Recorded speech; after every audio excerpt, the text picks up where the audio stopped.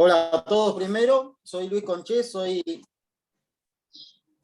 de Intendente Alvear, La Pampa, en el noreste de La Pampa queda, y soy productor agropecuario, tengo un campo propio y hace ya 3 años empecé con lo que es a buscar alternativas de producción. Lo primero que me encontré fue con una diplomatura que me abrió mucho la cabeza y para empezar a ver nuevas posibilidades. Dentro de eso, como más rápido, por así decirlo, más seguro, empecé con lo que es la ganadería. Dividí el campo mío, por así decirlo, en 3 partes: agricultura, ganadería en pastizal natural y ganadería con pasturas implantadas polifíticas, las cuales la idea es llevarlas a PRB, pero bueno, todo a su tiempo, ya que los costos a veces son bastante altos. Pero bueno, la ganadería me gustan más los animales que la agricultura, entonces le empecé por ahí, le encontré una vuelta que me gustó, estoy viendo resultados, pero me sigue quedando ahí dando vuelta a la parte de la agricultura, que por un lado el desconocimiento que tengo yo personal es grandísimo, y lo que es cursos o charlas, o llamémoslo como sea, que nos brinden información sobre lo que es agricultura regenerativa, se complican encontrarlos, y los que están son muy a distancia, muy lejos, y para estar presencialmente a veces se dificulta. Además que las experiencias de distintas zonas varían mucho de zona a zona las respuestas, sea de los cultivos o de las asociaciones. Entonces, bueno, Guido me contactó un día y la verdad que me encantó la idea de intentar hacer un vaivén de preguntas y respuestas con Sergio, y bueno, de ahí más o menos salió todo esto. Acá estamos, bien ahí, gracias. Sergio, ¿querés dar una breve introducción de quién son? Que calcula que por ahí la mayoría ya te conocen. Bueno, yo soy Sergio Toletti, soy ingeniero agrónomo, vivo acá en la Delia María, Córdoba. Un poco estoy bastante vinculado con el mate, digamos, muchos lo pueden conocer, un proyecto agroecológico de ganadería, tanto de gallinas, ovejas y vacunos. Y además asesoro a algunos otros productores y doy la capacitación del suelo como organismo vivo acá con la plataforma del 10.000 años. Genial, bárbaro. Bueno, Mel, ¿vos por ahí querés agregar algo? No, básicamente agradecerles, recordarles que pueden usar el chat para dejar sus preguntas. No siendo tantos, es probable que abramos los micrófonos al final de la conversación entre Luis y Sergio, así que simplemente darles la palabra. Genial. Bueno, para explicarles un poquito cómo es la idea de hoy, Luis vino al taller El suelo como organismo vivo, que es una capacitación que armamos con Sergio, que para nosotros es muy especial porque es como que da fundamento a todo lo que hacemos, digamos. O sea, cuando abrí les dije, armamos una escuela online para agricultores con la idea de brindar capacitaciones basadas en la salud del suelo, y Sergio tenía algo armado que era eso, así que a nosotros nos encanta trabajar con él y nos confirma cada vez que lo escuchamos hablar que esto es algo que sirve mucho a los agricultores. Y Luis, como él comentaba hace un rato, vino a esta capacitación y hizo unas preguntas muy buenas. A mí como que me quedó muy presente su presencia, y, y no sé cómo volvimos a conectar, pero eso, lo invitamos a que él, que es un agricultor, que está haciendo las cosas que recién comentó que hace, tenga la oportunidad de, en vez de que nosotros nos sentemos y Sergio se ponga ahí a decir, esto, lo otro, como ir sobre las preguntas que tiene él para su campo en la realidad, qué es lo que al final del día necesita para transicionar, digamos. Entonces, bueno, esto es un poco un esfuerzo que estamos haciendo para que, digamos, las instancias educativas que les brindemos sean más interactivas, ¿está bien? Sobre esto lo voy a contar un poquito más al final, pero me parece que es suficiente introducción por ahora, así que le voy a dejar a Luis que abra, que empiece con las preguntas que él tiene, y como les decía Mel, para nosotros es importante que ustedes también escriban las cosas, las ideas o pensamientos que les vayan surgiendo en el chat, para que en todo caso también las podamos traer, ¿no? Y esto es algo así medio descontracturado que estamos probando, así que es muy importante que participen y bueno, eso, de agradecerles una vez más que se sumen. Así que te dejo que hables, Luis. Bueno, a ver cómo empezamos. Va, yo más o menos cuento un poco la historia del campo y ver, la idea, mi propuesta venía en el cómo salir del ciclo vicioso de la agricultura. Yo en el caso mío, vengo del campo ya de hace como 15 años o más de arrendamiento para agricultura. Entonces es un monocultivo de soja, 70-30 con maíz más o menos, a lo largo de los años. Rara vez algún trigo, como pidiendo mucho. Entonces, la primera experiencia que tuve fue cuando implanté estas pasturas que decía para la parte de la ganadería, le digo, voy a sembrarla sin nada, sin un químico ni nada, ni fertilizante. ¿Y qué me pasó? Veo la respuesta de las plantas malísima, nula, o sea, nacieron sí, pero en la primera inclemencia se complicaron, mucha pérdida de suelo, de planta. Entonces me dio la pauta de lo jodido que está el suelo en definitiva, y digo, ¿cómo hago entrar en una agricultura si tengo los parámetros del suelo tan complicados? ¿Me es viable una agricultura sin directamente ningún químico, sin ningún fertilizante? Claro, en una transición, ¿me conviene meter animales como para hacer algo más eficiente, o una agricultura netamente agrícola, propiamente, también puede llegar a ser algo regenerativa? ¿Y qué parámetros tener en cuenta a veces? Porque decís fertilidad de los suelos, la compactación, las malezas, cómo ir trabajando en pos de ir mejorando un poco los suelos para hacer algo viable, una agricultura de este estilo. Bueno, esa es una pregunta entonces. Lo que sí vas a tener que hacer seguramente una transición. A mí me gusta mucho un término que es suelos disfuncionales, ¿no? Que no cumplen su real función. La función de un suelo sano es dar un cultivo de un muy buen rendimiento, con una muy buena calidad, digamos, nutricional, y que no genere impacto en el medio ambiente, ¿no? Eso sería lo ideal, y los suelos lo han tenido en su etapa primitiva cuando estaban, digamos, en forma prístina. Después de eso, esas habilidades que tenía el suelo se fueron disminuyendo, porque uno empezó a sacar las pasturas perennes, empezó a meter fertilizante, y quedó siendo disfuncional, ¿no? Para volver a hacerlo funcional de vuelta, si vos haces una agricultura, por ejemplo, esos lotes que vos tenés en agricultura, querés empezar a hacerlo agroecológico. Digamos, nosotros hemos tenido de todo tipo de experiencia. Hay un productor que se animó y hizo el maíz y no le aplicó absolutamente nada, lo único que hizo fue ponerle leguminosa en el entresurco. Bueno, fue un fracaso porque en realidad el suelo estaba disfuncional, vos le venías aplicando X cantidad de nitrógeno, X cantidad de fósforo, y de un día para el otro no se lo pusiste más, el suelo no estaba preparado, no estaban las micorrizas, no estaban los microorganismos, no estaba la porosidad del suelo como para bancarse a hacer un maíz de esa característica, y se pinchó. O sea, el maíz que estaba al lado, hecho con la agricultura bien hecho, todo fertilizado, dio 10.000 kilos, y el que hizo él dio 3.000, ¿no? Eso puede generar un impacto grandísimo a una producción, digamos. Vos tenés un campo, tenés que pagar los impuestos, tenés que pagar todo, tenés que mantener tu familia. Entonces, lo que se trata es de hacer una transición. Yo lo que haría, digamos, yo vería el campo tuyo, lo primero que hago, bueno, hacer un pozo, ver el suelo, ¿no? Por ahí a veces te podés llenar de un montón de información y un montón de datos técnicos, de análisis del suelo, pero en general uno tiene que aprender a empezar a mirar el suelo, ¿no? Hacer el pozo, ver si tiene raíces, si está la estructura granulada. Lo que sí, digamos, hay un parámetro que es un parámetro, digamos, que siempre se mide, que es la materia orgánica, que es indicador de fertilidad del suelo, que estaría bueno saber el dato, digamos, ver dónde está.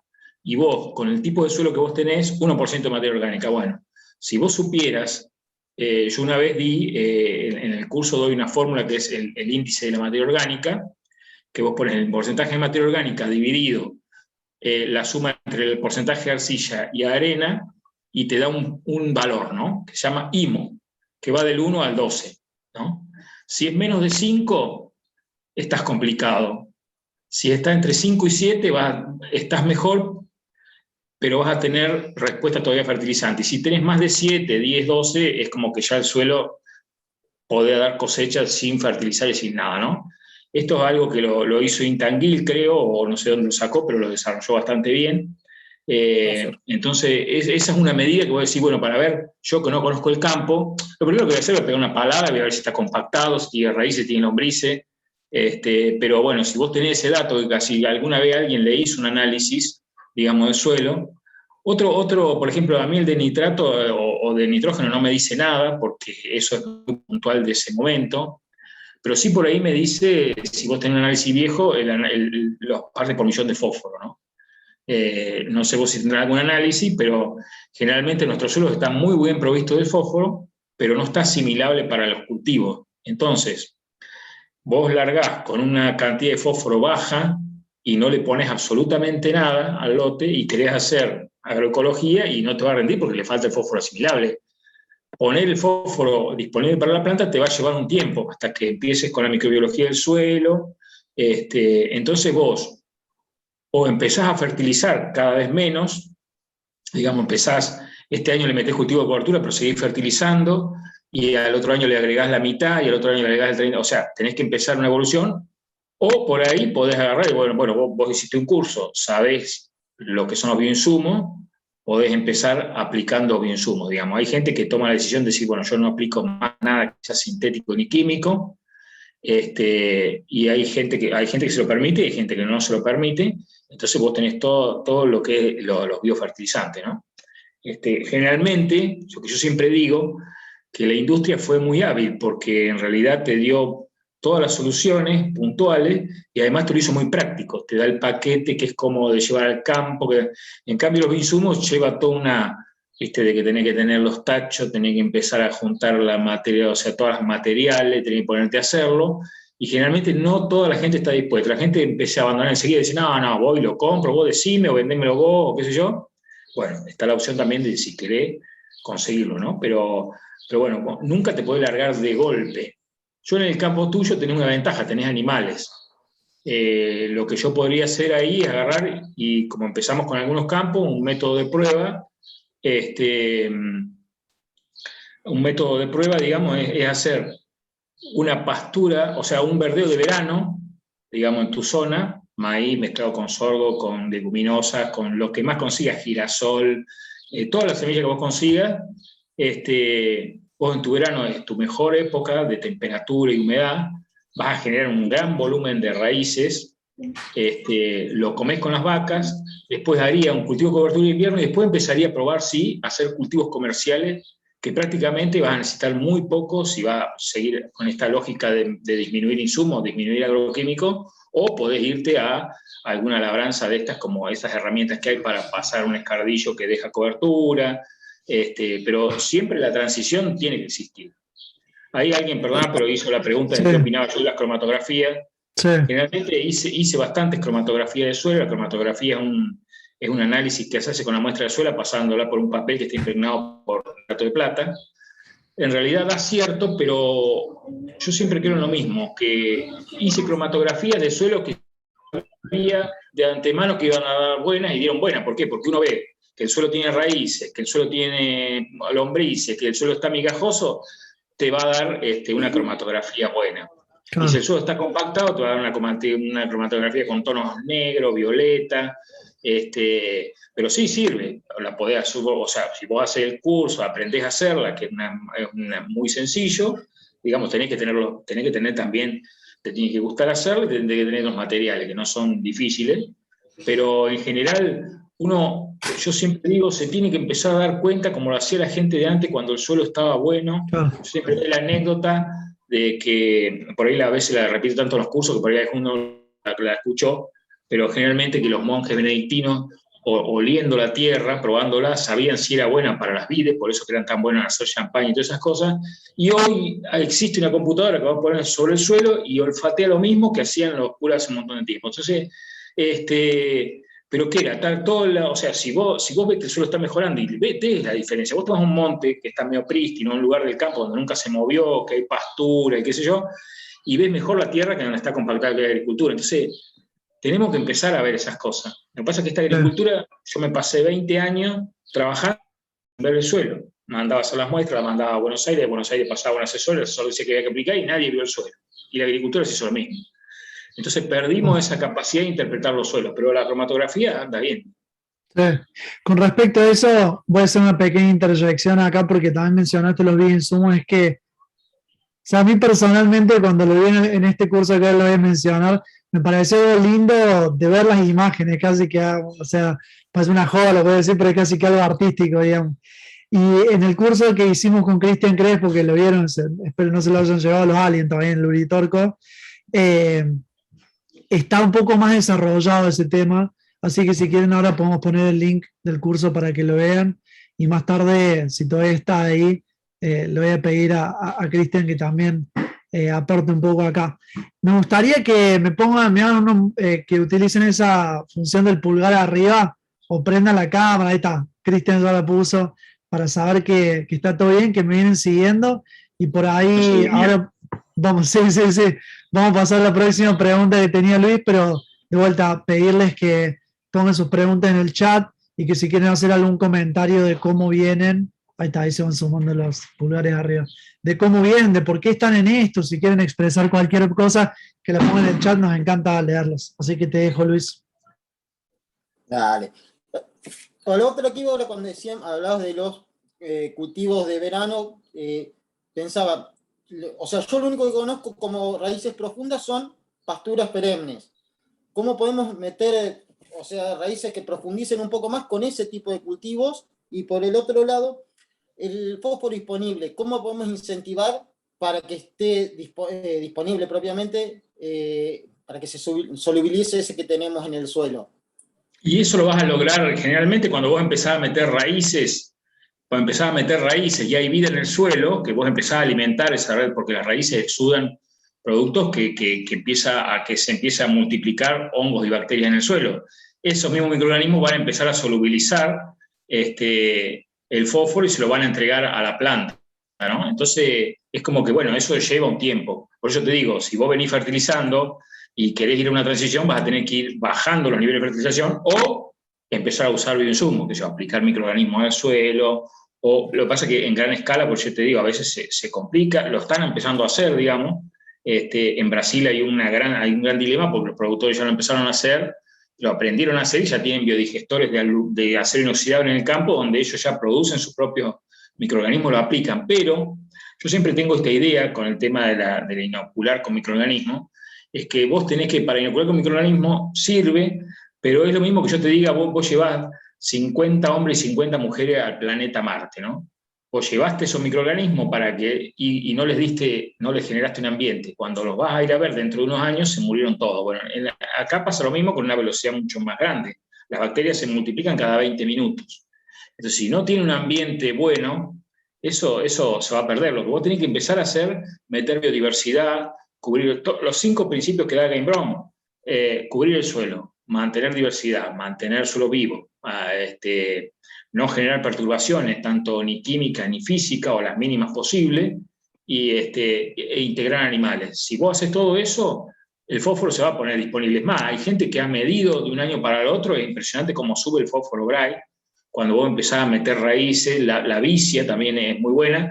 En zonas donde la vicia no se da muy bien, que es en mi zona, que es bastante errática, sí, yo lo que recomiendo por ahí es empezar con cultivo de cobertura de verano, que es raro proponerlo, porque en ese lugar siempre va soja y maíz, que son cultivos de rentabilidad muy alta, pero aunque sea un año tenés que arrancar para generar mucha vida, ¿no?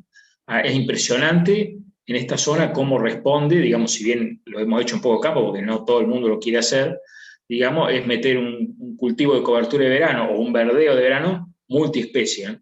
Eso lo que va a lograr es que va a ser mucha raíz, biomasa.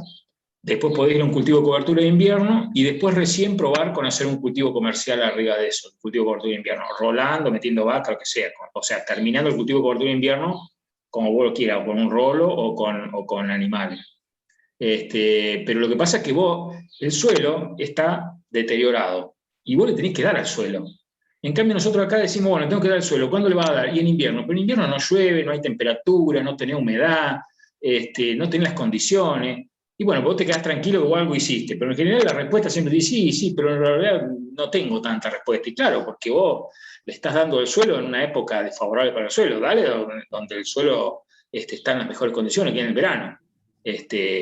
Hacerlo con menor escala, hacer, qué sé yo, menos hectáreas, decir, bueno, no tenés animales, vos lo rolo o hago rollo, no sé, porque vos podés hacer rollo de eso, pero dejás todas las raíces. En definitiva, algo tenés que empezar a hacer, porque si no, siempre nos quedamos patinando ahí y no salimos.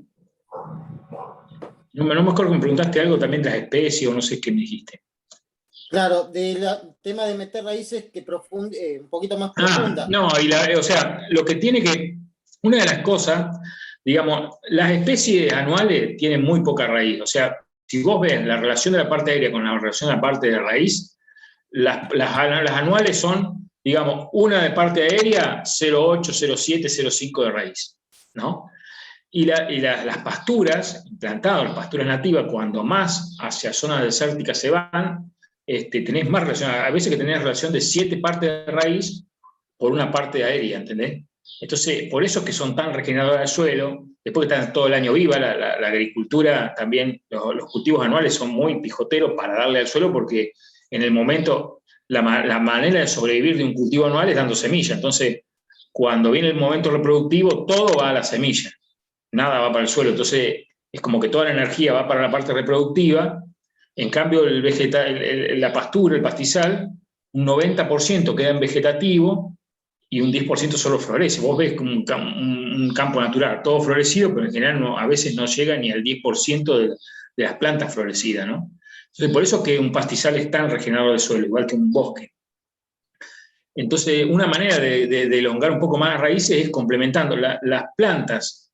Hay algo que se descubrió en un sistema que se llama experimento GENA en Alemania, es que dos plantas juntas tienen raíces totalmente distintas que si estuvieran en monocultivo, porque al principio compiten por el espacio y después se ayudan, digamos, ¿no? Hay una etapa de competencia y una de complementación. Entonces, cuando vos haces un policultivo, las raíces son totalmente distintas y pueden ir más profundo que cuando son monocultivos. Entonces, una de las maneras es eso, meterle mucha diversidad. Y cuando hablo mucho, no hablo de 2, hablo de 5, 10, 8, 12, 15. Kristin Jones habla de 15. A veces hasta es complicado conseguir qué pongo. Pero bueno, nosotros hemos conseguido ahora este año hacer este verano, todavía no tenemos fotos porque creo que se siembra ahora dentro de poquito, un cultivo de cobertura de verano de 10 especies. Entonces, bueno, una es esa. Nunca vas a lograr a tener el mismo desarrollo con plantas anuales que con plantas perennes. Tenemos un comentario lindo ahí de Paula que dice que desarrolla ganadería regenerativa hace un par de meses y ya tenía bastante remanente porque los pastos estaban pasados y esto le servía para conservar la humedad del suelo. Ahora un brotado cantidad de leguminosas y arbences. Estaría bueno que nos comentes, Paula, por el chat si querés, en qué parte de Colombia estás. Y disculpa que te interrumpí, Luis, te dejo que sigas.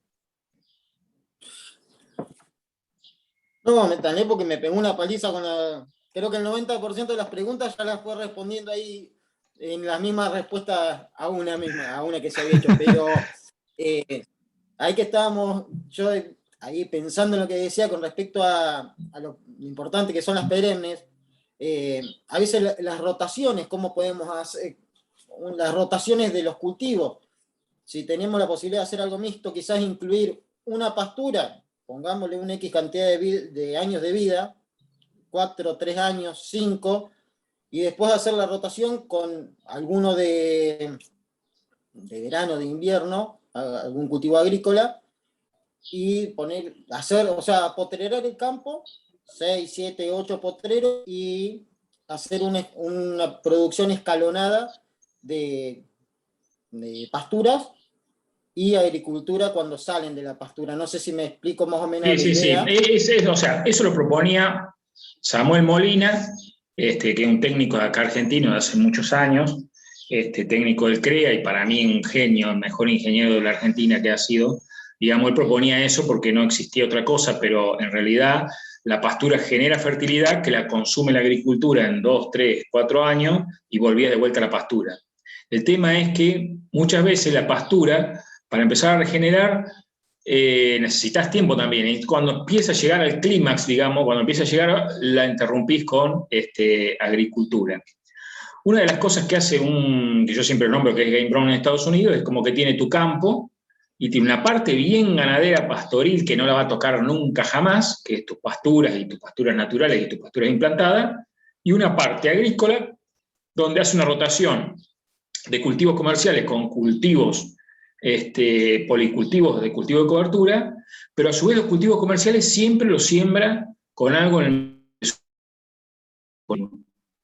Y él regeneró suelo así, digamos, ¿no? Él regeneró. Lo que pasa es que muchas veces, acá te dicen, por ejemplo, ahora que está muy de moda los cultivos de cobertura, es que haciendo la misma agricultura que venimos haciendo hoy y poniéndole un cultivo de cobertura, regeneran suelo. ¿Por qué? Porque miden la materia orgánica muy arriba, digamos, y la siembra directa siempre acumula materia orgánica arriba, pero abajo de los 20 centímetros hay más del 50% de la materia orgánica, y esa materia orgánica muchas veces es más sensible de degradar que está arriba.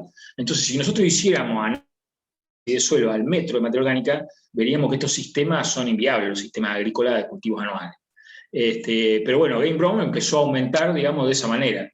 Es tu campo. Él lo haría de una manera con ganadería, que no la va a tocar nunca la pastura, y otra es esa agricultura con cultivo de cobertura y pastoreando los cultivos de cobertura, ¿no? Y tratando de complejizar, digamos, siempre tenés que, digamos, soja, maíz no es una rotación. Soja, trigo, maíz tampoco, tenés que empezar a meter otros cultivos, verde, qué sé yo. Lo que pasa es que él vive empezar a pensar de otra manera, digamos, vos haces un policultivo de invierno de cultivo de cobertura y cosecharlo y vendés la semilla, la mezcla, el blend que le llaman hoy. O sea, él hace un montón de cosas, digamos, no se queda en hago soja y hago maíz y lo llevo al puerto.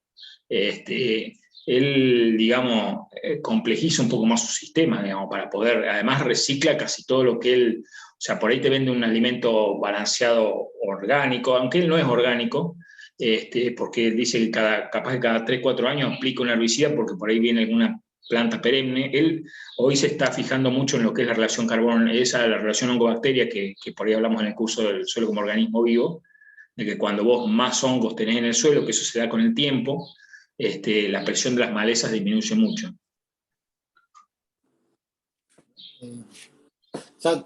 Y ahí, pensando en lo que es el meterle animales, y leí ahí uno de los comentarios del quad, la importancia que puede llegar a tener un sistema donde estás mantener los animales en la misma parcela, dándole el agua y la eficiencia de fertilidad que le puedes dar a ese intercambio entre ganadería y agricultura, también me imagino que va mucho mayor que... Sí, en realidad yo lo que me imagino de Game Brown, porque yo leí el libro, pero en realidad habría que ir a verlo, él usa mucho la hacienda también para terminar los cultivos de cobertura, porque él dice que esos cultivos de cobertura los come una sola vez y come solamente un 30%, o sea, lo usa más para pisar, bostear e incorporar al suelo que como verdeo, porque en realidad yo lo he intentado hacer acá con ganadero, y el que es muy ganadero lo come 3, 4 veces el cultivo de cobertura y te quedás con algunas cosas que son las raíces y el bosteo, pero no te quedás con cobertura para controlar maleza, ¿no? Entonces tenés que ser muy medido. Vos en tu campo tendrías que ser muy medido y decir, bueno, mira, yo hago cultivo de cobertura, lo voy a comer para sacar una renta, pero no me voy a pasar de mambo de dejar el suelo descubierto, digamos, ¿no? Que es lo que puede llegar a pasar. Tenés que ser muy medido, en ese caso, para eso vos tenés las pasturas, digamos. Pero bueno, digamos, vos creo que tenés que ser muy medido a la hora de decir, bueno, el cultivo de cobertura lo tengo, me generó raíz, me generó exudado, generó microbiología, generó poro, pero no me generó cobertura, entonces tengo que aplicar un agroquímico porque, bueno, o pasar un escardillo, digamos que sería una perturbación también, digamos. Sí, pero dentro de la perturbación intentar hacer las que menos impacto tengan. No meterle dentro del punto de no perturbar está no mover, o sea, la siembra directa también mueve, si quiere, mueve un pedacito, pero mueve. O sea, la perturbación es limitada, pero mueve. Qué sé yo, si vos, por ejemplo, decís, bueno, voy a una transición, y vos hay un valor que se llama DQO, que en realidad es Vos tomás el herbicida que vos aplicaste, lo metés en una calculadora y te saca el impacto ambiental que se tiene. Entonces, si vos arrancaste con un DQO de 200, porque vos aplicabas un montón de herbicida y pasaste a 7, bueno, la perturbación es menor que la de antes. Entonces, bueno, vos decís, bueno, estoy bajando el DQO hasta directamente una vez que se estabiliza el sistema. Hay un John Stika, que es un técnico de Estados Unidos, que tiene un libro que ahora no me acuerdo el nombre porque está en inglés. Él dice que estos sistemas, donde vos empezás a hacer cultivo de cobertura, de policultivo de cobertura, con cultivos comerciales, con cultivos acompañantes, en 3 a 5 años más o menos él ve que se empiezan ya directamente a apocar las malezas, digamos, ¿no? O sea, cuando vos ves el estado sucesional de los suelos, que empiezan colonizándose por hongos, líquenes, después vienen plantas anuales, herbáceas, que serían nuestras malezas, después vienen arbustos, y montes, y bosque o pastizales, ¿no? Vos ves que la agricultura nuestra es como que es una adolescente eterna, digamos, siempre está en un estado sucesional muy temprano. Entonces siempre hay malezas, porque el suelo se trata de cubrir, la naturaleza trata de meter biodiversidad. Entonces, si vos metés un monocultivo, la naturaleza va a tratar de que germinen otras plantas. Entonces, vos lo que tenés que hacer es tratar de avanzar en ese estado sucesional, digamos, metiendo por lo menos mucha biodiversidad. Si vas a tener siempre anuales, que sea mucha biodiversidad. Cosa de que vos aumentes esa relación. Para el que no conoce, cuando la proporción de hongos con respecto a bacterias se va levantando, es como que las malezas tienen mucho menos presión, porque en el ambiente donde hay muchos hongos predomina el nitrógeno como amonio, y donde no hay hongos predomina como nitrato, y las plantas son ávidas por nitrato. Entonces, cuando hay un exceso de nitrato, la naturaleza trata de consumirlo con plantas espontáneas. Entonces, por eso, digamos, nuestro sistema siempre está ahí, entre que se está degradando y no se está degradando. Entonces, la naturaleza siempre va a mandar que empiece a germinar para meter biodiversidad. Yo lo insisto como monocultivos anuales, y voy a contra, es como ese chiquito que quiere meter un cubo dentro de un cuadrado. O sea, que estamos queriendo porfiando a hacer eso, la naturaleza te va a decir siempre que no. Entonces, vos no la vas a engañar nunca a la naturaleza. Entonces, lo que tenés que hacer es trabajar con ella, digamos. Y una de las maneras es aumentar la biodiversidad vos. Si la naturaleza quiere aumentar la biodiversidad, bueno, aumentásela vos. Yo me gustaría, disculpa Luis, que si alguien tiene una pregunta sobre este tema en particular, que la haga ahora, porque no sé si, a mí esta es la segunda vez que me lo explico hace un rato, hace como una hora. Y recién ahora me estoy dando cuenta de lo fundamental que es este hecho, de lo que acaba de decir los suelos ricos en hongos. Le estaba hablando de una transformación muy grande de nuestro sistema, en realidad, ¿no? Entonces quería hacer un pequeño paréntesis ahí a ver si alguien tiene alguna pregunta con respecto a eso, y si todos entendieron bien y quieren que sigamos, me hacen de vuelta con el botón del pulgar arriba y seguimos y ya. Sergio, Luis, yo dejé una pregunta en el chat de una persona que nos dejó por Instagram, que pregunta cómo mantener una comunidad a largo plazo de hongos trichodermas. Perfecto, eso tiene re que ver. En general, cuando vos aumentás la microbiología, va a haber un equilibrio. Cuando el suelo está funcional, el suelo está sano, hay un equilibrio entre los patógenos y los benéficos. Digamos, a veces no es tan bueno tener tantos hongos, porque vos decís, bueno, el suelo tiene que tener mucha microbiología, pero si el suelo tiene mucha microbiología y esa microbiología está abundada por bacterias, vamos a dar un ejemplo, la bacteria del 100% que respira, del 100% que consume de carbono, respira el 80%, y el hongo consume carbono y respira solamente el 20%. Entonces, ¿qué quiere decir? La bacteria oxida mucho los suelos, entonces no es bueno que haya tanta bacteria, tendría que haber más hongo. Bueno, cuando vos empezás a hacer todo esto, de mantener el suelo cubierto, perturbarlo lo menos posible, porque vos pasás una herramienta, tenés problemas con las micorrizas, que las estás cortando, las estás rompiendo. Son hongos. Metés un agroquímico, también hay un montón de evidencia del glifosato, de del otro, que afecta las micorrizas. Bueno, entonces, si vos no perturbás el suelo, si vos lo mantenés siempre vivo, si vos lo mantenés con biodiversidad, y si podés meter animales integrados, siempre vas a tener un equilibrio y el tricoderma siempre va a estar ahí. Ahora, si vos tenés un suelo degradado, metés tricoderma, el tricoderma no tiene nada que comer, el tricoderma se va a comer por ahí las micorrizas, hay datos a veces que dicen que se come las micorrizas, y que también ataca plantas. Se ha visto ataques de hongos, porque Es lo mismo que el gusano de suelo. El gusano de suelo come materia orgánica. Ahora, en el suelo es pobre materia orgánica, hay un gusano y lo que va a comer es otra materia orgánica que es la raíz de la planta. Entonces, nosotros en vez de decir, bueno, aumentemos el porcentaje de materia orgánica con respecto al gusano, lo que hacemos es meter un insecticida que mate el gusano. O sea, vamos a ir, o sea, no vemos el árbol y no vemos el bosque, digamos, ¿no? Entonces, eso va a pasar con el tricoderma, digamos, vos tenés que hacer, siempre modificar el ambiente antes que agregar o sea, podés agregar el microorganismo porque hoy están todos en el mercado, digamos, pero siempre digo que hay que darle un ambiente para recibir ese microorganismo. Claro. Y si vos das el ambiente, el microorganismo viene solo. Esa es la definición. Si en Marte hubiese un ambiente propicio, ya hubiese vida, digamos, ¿no? Entonces no hay al pedo llevar a 50 hombres y 50 mujeres. Ya estarían Claro. ahí. En cambio, vos lo que tenés que hacer, si querés ir, tenés que hacer primero un ambiente y después llevar el microorganismo con las Me personas. encanta. Muy bien, Buenísimo. muchas Veo ahí gracias. que Fernando Carrera tiene una pregunta porque levantó la mano. Ahí está, te voy a pedir si te puedes prender la cámara, Fernando, y que te presentes. ¿Aló? Sí, un momento, perdón. Sí, no hay Hola. problema. Sí, es que estoy aquí en Agroexpo en Bogotá. Ah, qué momento. Sí, sí, buenas. Sí, gracias. No, yo les quería preguntar sobre los barbechos.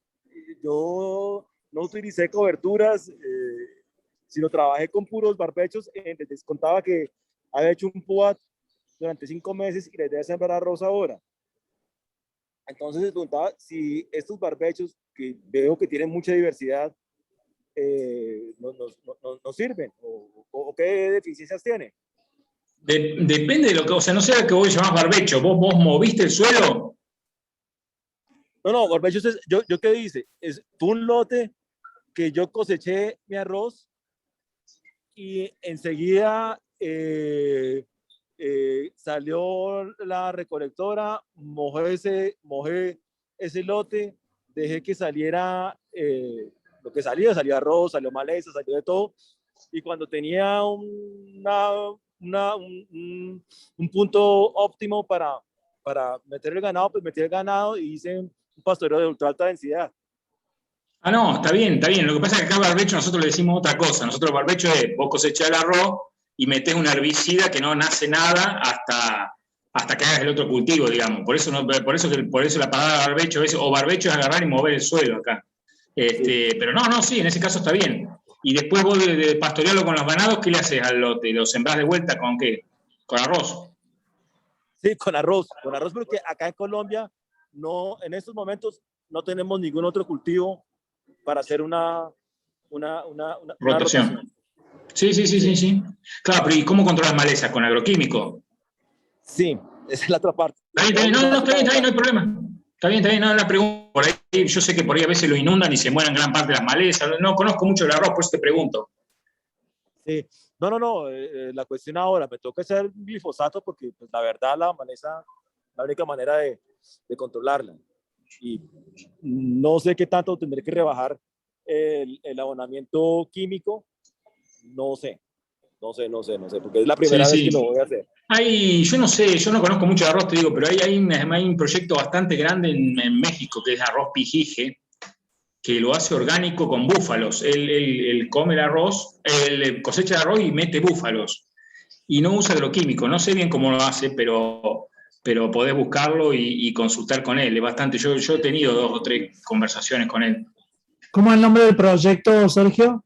Arroz pijije con J. Como ¿Qué? que Sí, yo los he visto a ellos, pero ellos preparaban, ¿no? Ellos inundaban y preparaban. Sí, no conozco nada del arroz. Yo sé que ellos hacían rotación de arroz con búfalo, pero no sé bien cómo lo hacían, cómo controlaban maleza, porque desconozco el cultivo de arroz. Nunca vi un cultivo de arroz en persona, digamos. Sí.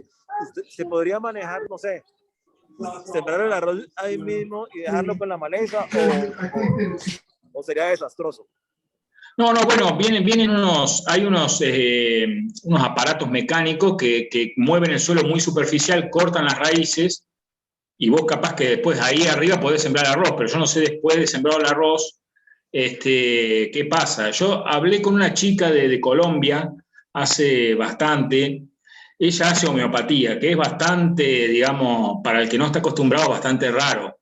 Pero bueno, ella hace unos productos homeopáticos a base de raíces de maleza y los aplica. Y dice que le anda muy bien. Yo lo apliqué este año y hasta ahora no tengo maleza, lo probé para hacerlo, pero bueno, es todo un tema, había que probar un pedazo, hacerlo. Yo no lo recomiendo porque no lo sé, no lo hice nunca. O sea, el primer año que lo hice. Perfecto. Bueno, bárbaro, muchas gracias, Fernando. Quedan desde Expo, ¿cómo es? Desde Expo. No, en Agroexpo, es una feria Agroexpo. que se hace cada 2 años acá en Colombia. Qué lindo, qué lindo. Bueno, muchas gracias. Muchas gracias por sumarse y por mirar la curiosidad de hacer preguntas de ahí. Seguimos en contacto y ahí lo dejo a Luis que siga hablando. Gracias. Ahí se me habían generado un par de preguntas a medida que íbamos hablando. Y por un lado estaba, que dijiste el suelo estabilizado. ¿Qué parámetros o qué nos dice, che, el suelo está estable como para poder irnos quedando tranquilos, por así decirle? Y en lotes, por ejemplo, inundables, salinos, ¿podemos mejorar lo que es el pH del suelo como para intentar esos manchones de sales que hay que desaparezcan, aunque sea poder mantenerlos cubiertos? Si en algún momento estuvieron cubiertos, los podés volver a tener cubiertos. Eso es lo que pasa, bueno, que tenés la napa muy cerca y cuando se evapora el agua, deja toda la sal sobre la superficie. Mirá, Molina había revertido un montón de hectáreas, Molina, que yo siempre digo, Jorge Samuel Molina, había revertido un montón de situaciones. Vos lo que tenés que hacer es, en ese caso, tratar de hacer un policultivo quizás de sorgo de quinchar, digamos, pero meterle mucha cantidad. Sorgo de quinchar es sorgo de escoba, con el que se hace la escoba. Se conoce como sorgo escobero. ¿No? ¿Cómo? Maíz de Guinea, creo que también le dicen. Maíz de Guinea, sorgo de quinchar. Pero no le ponga 20 kilos, ponele 40, 50 kilos. Como todo, siempre hay que tratar de tener la semilla, porque lo caro de todo esto son las semillas. Y Melilotus.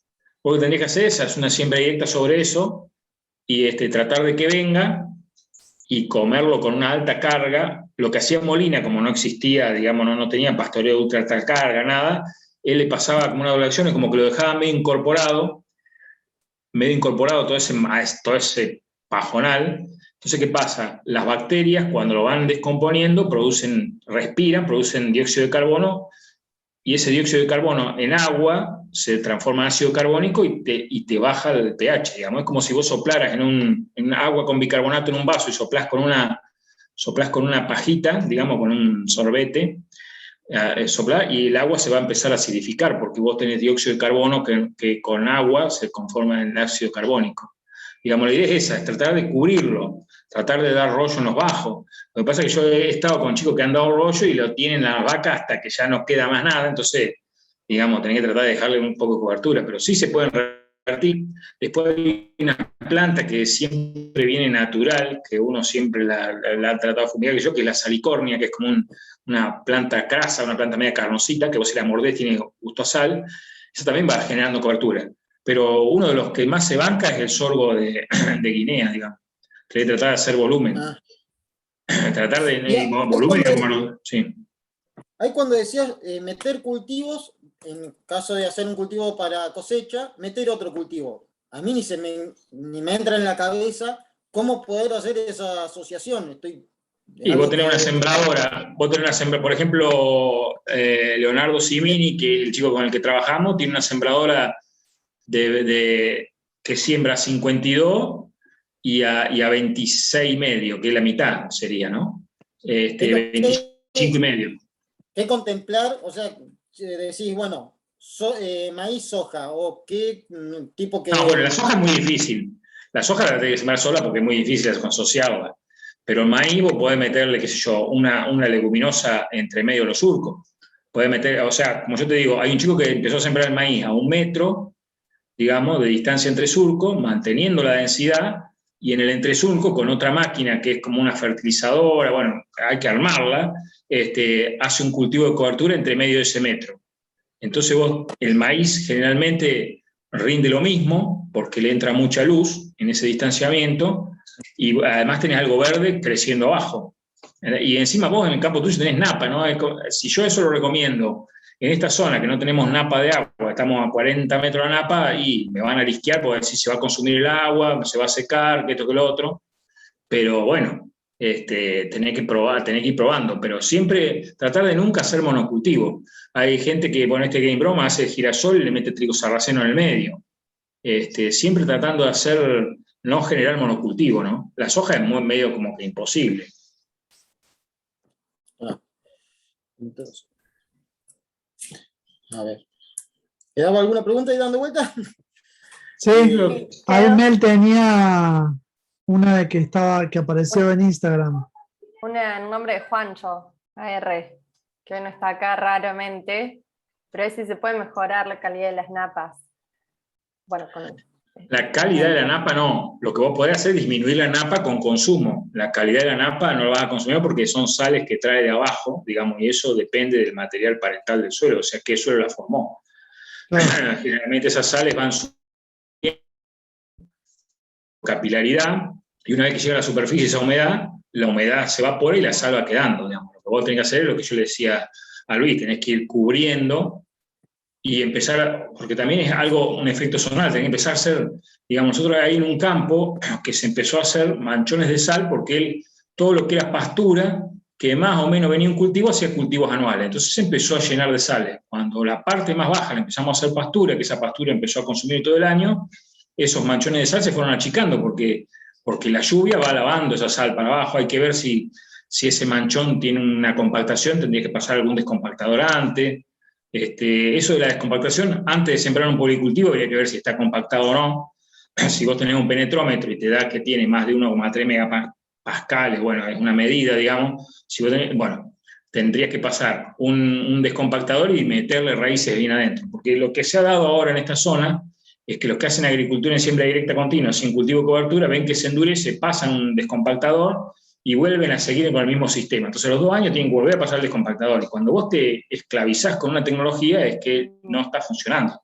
Un suelo funcional, digamos, el suelo que se mantiene solo, digamos, que es un suelo que no necesita fertilización, que aumentó la materia orgánica, que no tiene enfermedades, digamos, que tiene porosidad. Eso lo vas a sentir con el olor. Pero bueno, también si querés, podés ir a hacer análisis, va a ver si el fósforo Bray se va a elevar la cantidad de materia orgánica.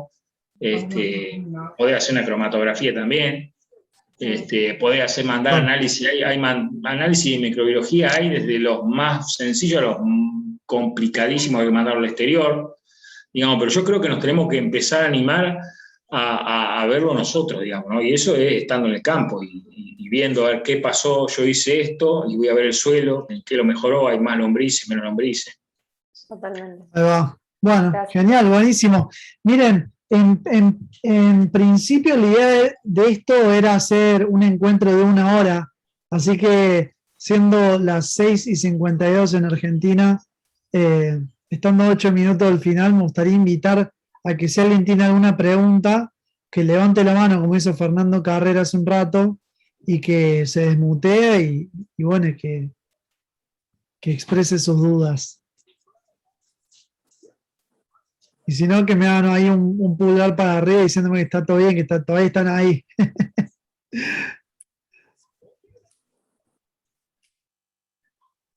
Darío, ¿vos Bueno, tenés una pregunta?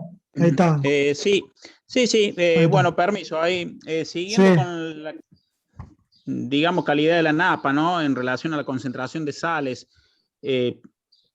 Eso va a tener que ver de cuán bien nos comportemos arriba por decir, si arriba yo descuido un suelo donde va a estar predispuesto a grandes lluvias, que sea inundable, eso después me va a alterar la napa y bueno, y ¿tiene esa relación o no?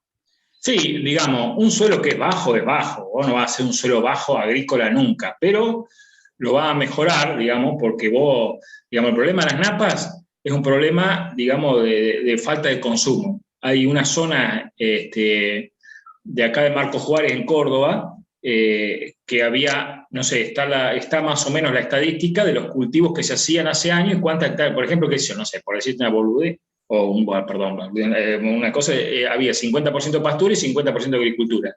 Pasaron los años y hoy tenés 3% de pastura y 97% de agricultura. Y como miden la napa, ven que la napa se vino en picada para arriba porque es un efecto zonal. Vos, por ejemplo, tenés un campo de 30 hectáreas y lo vas a cubrir, le vas a hacer de todo, y tus vecinos siguen haciendo agricultura normal, y la napa se te va a venir arriba porque es un efecto zonal, no es un efecto, digamos, local solo tuyo, digamos, ¿no? Vos vas a hacer todo bárbaro y tus vecinos no van a hacer nada y te van a joder tus vecinos.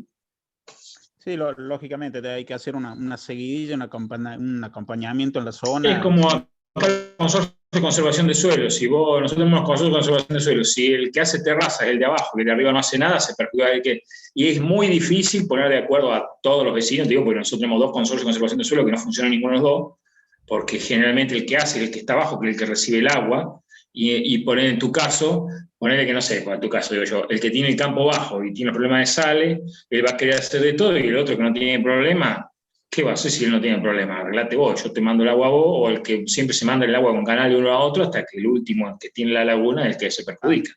Sí, por eso digo esto un poco en la experiencia y viendo en zona donde están los bajos, son bajos, pero no son lagunas permanentes, y en época de verano, donde registro de lluvias algo más altos, esas lagunas se van llenando y se hace un encadenamiento, y entre lagunas, bueno, es como que todavía no está el consorcio de preservación de suelos, y claro, y sufre toda la zona.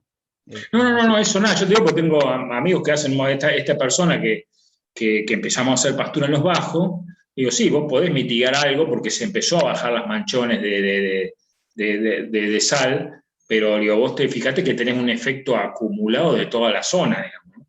Entonces es como que si nadie consume, esa napa se va a ir levantando.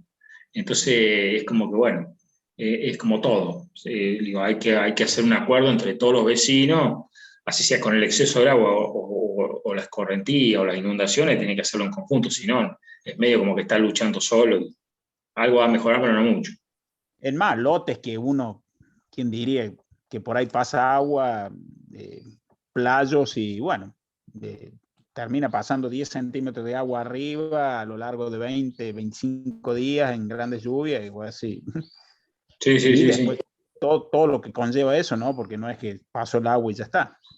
Bueno, acá pasa, nosotros tenemos problemas de escorrentía, digamos, ¿no? Tenemos una media, nosotros el pueblo nuestro está en una media loma, y por ahí veníamos una seca tremenda, llovieron 100 milímetros, estaban todos contentos, digo, pero de los 100 milímetros quedaron 30, 70 se fueron por la calle. Digamos, entonces, digo, estamos esperando la lluvia, y cuando llueve se va. Digamos, tenemos los planes hechos con el consorcio de qué es lo que hay que hacer, tenemos las herramientas, tenemos todo, y nadie toma la decisión de hacer nada. Lejos de hablar de cultivo cobertura, son todos campos alquilados que se alquilan a terceros de otra zona, que se alquilan con contratos anuales, que es un gran problema de la zona, que los contratos son anuales, entonces nadie le quiere poner plata al campo. El dueño del campo a veces ni sabe dónde está el campo, lo alquila, pero no sabe, no se acuerda ni llegar, porque ha pasado que ya lo heredó de otro y ya. Entonces es un problema, digamos, que es bastante grave, que excede a veces las decisiones personales de uno, ¿no? Es una de mis preocupaciones, porque me integro a estas charlas, ¿no? Sí. Darío, ¿nos repetiría de dónde sos? Villa María, Córdoba. Villa María. Ah, mira. Bueno, mira. Estamos ahí todos cerca. Mel también de Villa María. Acá Córdoba es una propaganda con los consorcios, y o sea, se forman, porque generalmente los de abajo siempre son los que presionan. Una vez que se formó el consorcio, ellos hacen algo, los de arriba nadie hace nada, la provincia no los obliga, porque además que hay una ley de conservación de suelo que tiene que ser obligatoria, un plan predial, que vos tenés que prestar, no lo exige la provincia, entonces nadie hace nada, y ahí quedan las máquinas juntando herrumbre ahí, oxidándose, y bueno, es así, pura propaganda. Sí. Pero bueno, y bueno, y por eso estamos todos acá juntos charlando. Me parece que si bien nosotros no tenemos la intención de formar gobierno, por decirlo así, sí tenemos la intención de nuclear a una serie de productores que, porque les conviene, necesitan cambiar la forma en la que están produciendo. Entonces esa es la razón por la cual estamos haciendo eso, y por la cual es importante que igual nos juntemos a charlar, que Darío se sume, que cuente lo que le está pasando, cuál es el problema que tiene, porque hablando se entiende la gente y aparecen las soluciones. Así que con esto me gustaría ir cerrando un poco el encuentro de hoy, con la invitación a que sigan en contacto con nosotros. Seguramente van a recibir un mail nuestro en el futuro, y con la invitación también a que participen en la próxima edición del Solo como Organismo Vivo, que todavía no tenemos fecha, estamos tratando de hacerlo pregrabado y distinto, pero bueno, me parece que es un buen lugar para que sigan capacitándose. Y quiero escuchar cómo está Luis antes de que nos vayamos, a ver qué onda, si le quedó algo, si quiere decir algo, bueno. No, yo con un matete de ideas en la cabeza que primero hay que asimilarlas y pensarlas, pasarlas un poquito a papel quizás, o a un plano más que a papel, ir viendo cómo diagramar este cambio de forma de trabajar y de planificar un poco más todo lo que va. Yo hablo de planificar porque todo lo que es ganadería lo estoy trabajando en manejo holístico, entonces la planificación es tan fundamental en ese aspecto, que bueno, el ir planificando de acá, no del año, sino a 3, 4 años, estas rotaciones, este intercambio entre agricultura, ganadería, pero bueno, son muchos parámetros para tener en cuenta, pero parámetros dentro de todo fáciles de alcanzar, porque es forma de trabajar el suelo, y más que cosas a aplicar. Entonces es un poco más de sentarse, trabajar con respecto, unificar lo que uno ve en el campo, a dónde lo queremos llevar, en este caso yo a algo recuperado, porque estoy viendo los suelos que están a la miseria, y cómo hacer a llegar. Y de acá puedo decir que saco bastantes herramientas como para empezar a diagramar algo, una agricultura que si bien no va a ser netamente agrícola, viendo que tengo las herramientas para hacerla mixta, empezar ahí, a encaminar, pero la verdad que me gustó, estuvo bueno. Bueno, muchísimas gracias, Luis. Bueno, les voy a ir pidiendo mientras digo estas últimas dos cositas que nos pongan ahí en el chat si quieren hacer algún comentario, si les gustó, si no. Nos encanta escucharlo. Para nosotros es súper importante poder interactuar con ustedes.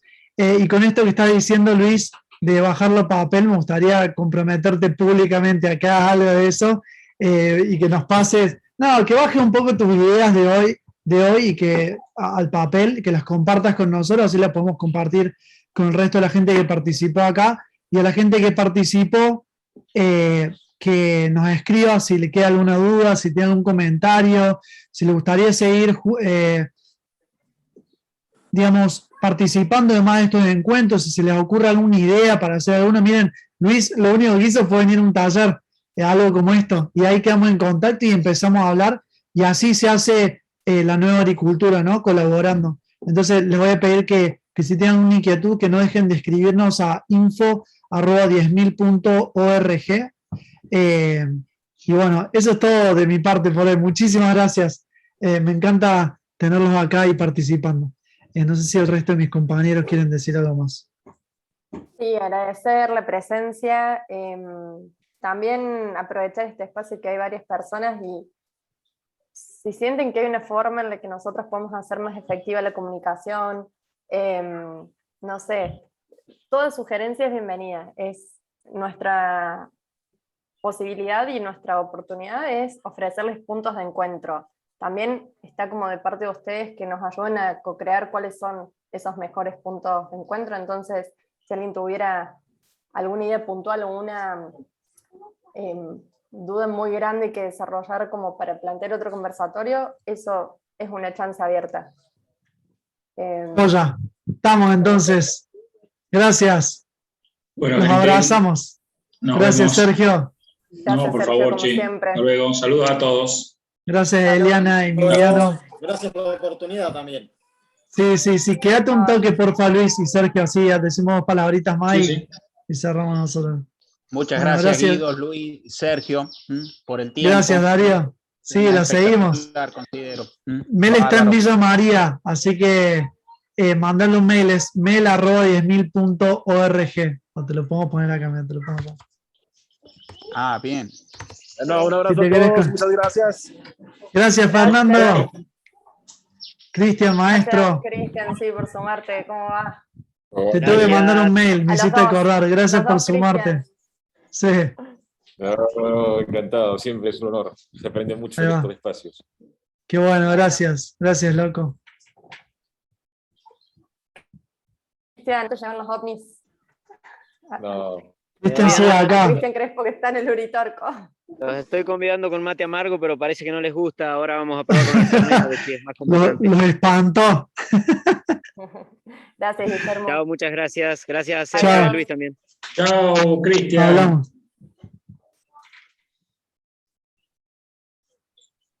Para los que me quedó algo sobre Cristian Vera, que se fue recién de Perú, tiene un proyecto muy lindo que se llama Ficatum. Hace unas cosas muy lindas de Perú él. Y hace Ah. cosas con Increíble hongos. lo que hace. Sí, Increíble. está buenísimo. No solo está bueno el producto, sino que hace unas cosas curiosas, ¿viste? Así, saca unas fotos muy lindas, así que hace como unas esculturas con los higos. Una Ajá. cosa así extraña, sí. Está bueno. ¿Higos? Busquen. Sí, con los higos, él hace una pasta de higos, hace un montón de productos, pero además él después en el Instagram de él hace una foto donde hace como escultura con ¿Cómo es el eso. Instagram? Ahí lo Ficatum. pongo. ¿Cómo? Mándalo Es ahí. como o sea, ahí lo pongo. Es bastante más complejo e interesante el proyecto porque es todo un proyecto de conservación arqueobotánica de las higueras productivas más antiguas del mundo en esta zona, del Ajá. Perú. Bueno, y es como que registra desde aquel entonces hasta todos estos productos que viene diciendo Guido, que tiene disponibilidad durante todo el año, el higo fresco, el higo seco, las distintas Ah, mirá. preparaciones. Bueno, ahí te lo pongo.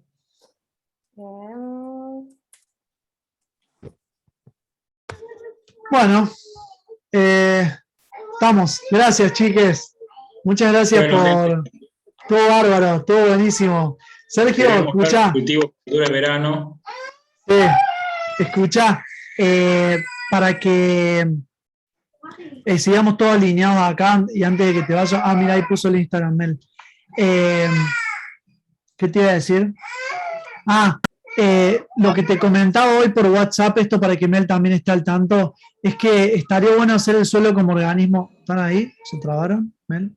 Ahí está, se traba un Se te poquito. corta, che, se te corta. Sí, disculpa. Vos te trabas un poquito, pero está. Ahí está, disculpen. Bueno, lo que le iba a decir para que estemos sí. todos al tanto es que hoy, Mel, yo le comentaba a Sergio que a mí me gustaría hacer el suelo como organismo vivo, casi que leído de los slides que tenemos, para pregrabarlo en un día con un equipo de filmación muy chico, en un día, en un momento que ustedes se pueden ir para Delia María. Y después, Sergio, como comentamos, antes de que te sumes,